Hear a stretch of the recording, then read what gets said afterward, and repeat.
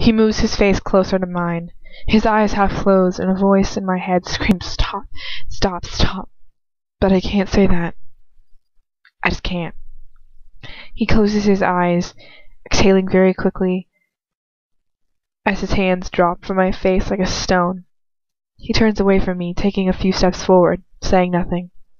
I close my eyes, drop my hand and turn away from her, taking swift steps forward. How I wish I had killed her when the Dark Lord had given me permission to do so. It would have been so easy then. It was easy enough for me to consider it, at least.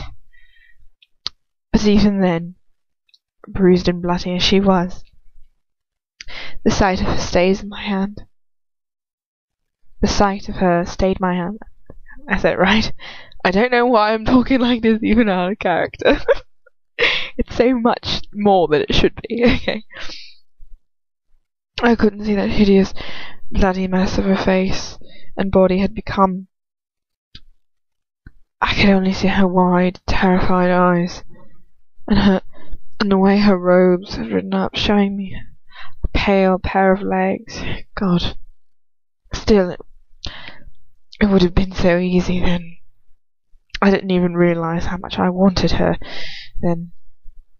Perhaps if I'd killed her, I might have forgotten her by now. I stare at him, trying to get my breathing back to normal. My eyes catch a fine silver embroidery on the hem of his robes. Typical. He's always so willing to show off his wealth, always so willing to show anyone and everyone just how superior he is to them. I don't know whether the pair of us could ever be any more different from each other. I could never dream of showing off my wealth like that, just as I could never dream of torturing people to achieve my goals, or murdering innocent people, or hating them for what they are. Pure-blood supremacist and a naive mudblood. How is it the pair of us were thrown together in this way? But we were thrown together, somehow. And now he's become a part of me, bastard. As much as I might hate it, he's working his way slowly and surely like a splinter into my soul. And I'll never be free of him, no matter how hard I try. I walk over to him, slow in my terror, but at the same time I still have to know. She's walking towards me. I can hear her light footsteps. Go, for God's sake, go. Don't push me into something I can't afford to give. Go! I reach him, looking up into his eyes. He doesn't look down at me. His face is a cold mask of frozen marble, unmoving, unyielding, because he won't let it be so. Hesitantly, I raise my shaking hand up, reaching up to his face, just wanting to touch him, wanting to break this cold shield he's placed around himself. My hand brushes onto his cheek. I close my eyes at the sensation of it, her tiny warm fingers lacing over my skin. Oh God. But after just a second, only a second, his hand snaps up and catches my wrist, holding my hand away from his face, but wrenching me closer to him. He looks down at me, his eyes burning with hatred as he raises his wand. How many times have I told you not to touch me?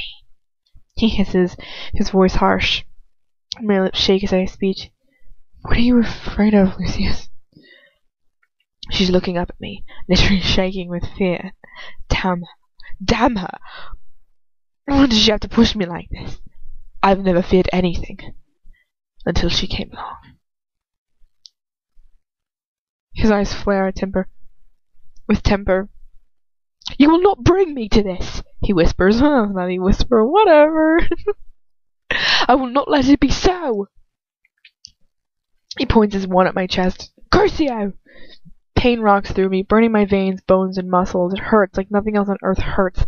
A demon of fire tearing through me, shedding my nerves. She screams, her mouth open wide, gaping hole in her body thrashes. So I grab her arms, trying to hold on to her, as it might lessen the pain. I don't want to do it, I don't. But the screams go on, and every single one of them is a knife in my chest. He still looks at me, grey eyes pulling me deeper, dragging me through the walls of flame and poison. But I have to do it. How else can I keep her away? Why does she still want me when I put her through such agony?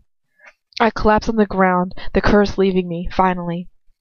I shudder and shudder on the floor, pressing my forehead into the merciful cold stone. A restless hand grips onto my shoulder and turns me over onto my back before it locks around my throat, dragging my face up to be so close to his again. I can see every little detail of his pale, cruel face. His eyes are huge and dark as they bore into me pitilessly. His other hand comes to lace over my cheek again. Good God. How did it come to this? He whispers. He looks disgusted. His face is so full of hatred he barely looks human. But who's to say that all that disgust and hatred is directed towards me? She stares at me desperately, shaking her head. I don't want it to be like this, I whisper desperately. Do you think I want things to be this way? How I long to kill her.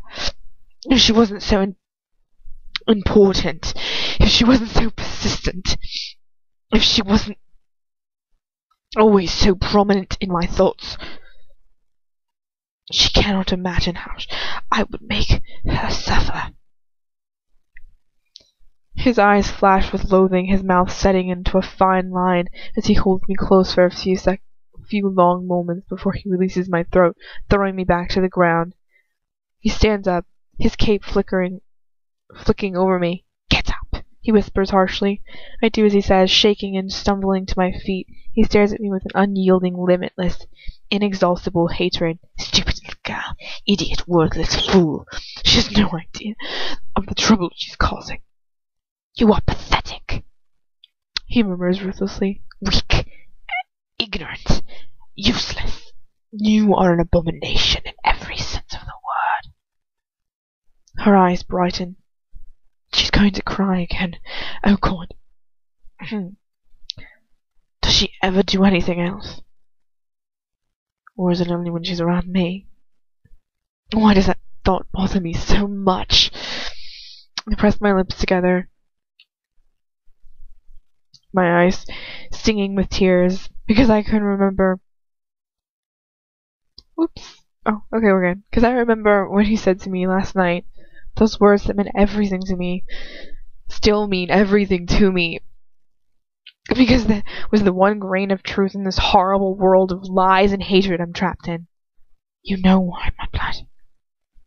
I sink my teeth into my lip and I turn around before the tears can fall. A long silence starts to engulf us, sucking us down into its depths, and I'm almost grateful when he decides to break it, until I hear what he has to say. Bellatrix was right, he murmurs viciously. You have nothing to offer me. Tears trickle out of my eyes at his words. How can she endure it? How can I endure it? I'm sorry. How can I endure it? How can I watch her weep at a comment that should mean nothing to her, coming as it does from her enemy? Her enemy. Yes, her enemy.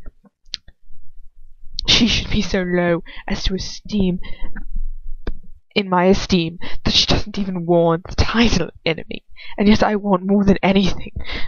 I want her more than anything I've ever wanted in my life. I've given up so much for her. Surely, I have to find out whether she's worth it. Nothing can ever make sense with him. It's all so horrible and complicated, and God, I wish he could just hate me again. I want to go back to how it was when he first captured me. When he just saw me as useless, irritating little mudblood girl he had the misfortune of being forced to deal with. When all we felt for each other was pure loathing. I hate having to rely on him, to have this disdain and disregard hurt me so much, because it wouldn't hurt if I still hated him like I once did. But then, he murmurs, his voice barely audible, If you have nothing to offer me, then why have I done so much for you? I have killed, endured torture, and lost friends, all for you. His hand sneaks into my hair, sliding down my neck and over my shoulder. I can feel her blood pulsing under her skin. My breath catches in my chest, and I just want him to... I wish I'd never met you. He whispers in my ear. His hand slides down my waist. The warm weight of his hands slide down my waist, the weight of them resting there for a moment. I remember a time, not so long ago. If I held your name, I had to struggle for a moment or two to remember who you were. To me, you were just Potter's little non-planned sidekick. Nothing more, nothing less. Her whole body tenses as my fingers skate down her hips, the bone of which, to my alarm, pokes out sharply. Perhaps I should have given her more food. Why do I have to give a solitary damn about how much she has to eat? For the love of God!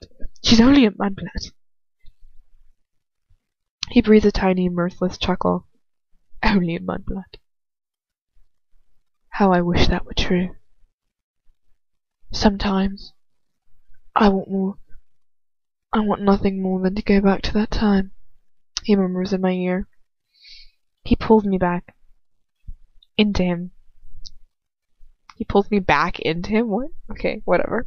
He pulls me back into him. His fingers dig into my hips, and my breathing is heavy, and his breathing is heavy on my shoulder. I press myself against her, unable to stop myself. Those relentless, merciless fingers bruising my hips, almost puncturing my skin, holding me close to him, far too close, and in my lower back I lower my lips. And I'm about to brush into her shoulder when... No, I won't let this happen. I close my eyes. I reach down and grip at his hands. She grips onto my wrist, pushing my hands away as she steps forwards away from me.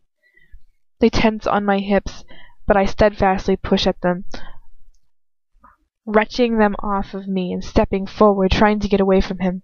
How can she deny me this? How can she deny me? I have never been denied anything. If she is unwilling, then how can I force her? What a stupid question.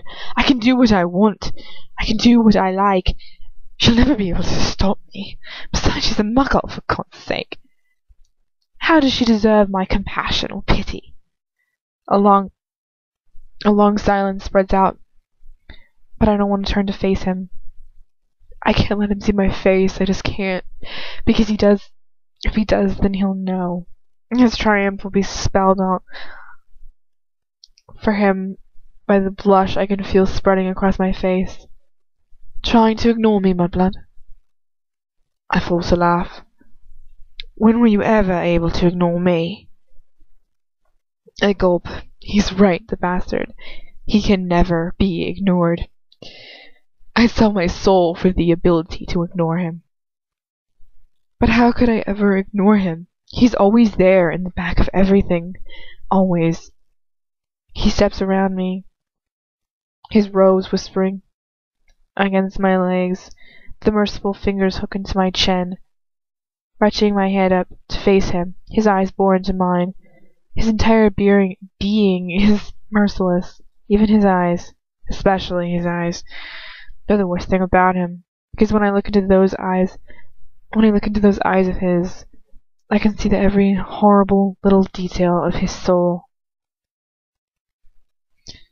Her eyes plead with me to let her be. I have no pity. No pity. She has brought me to this, and so I will not spare her.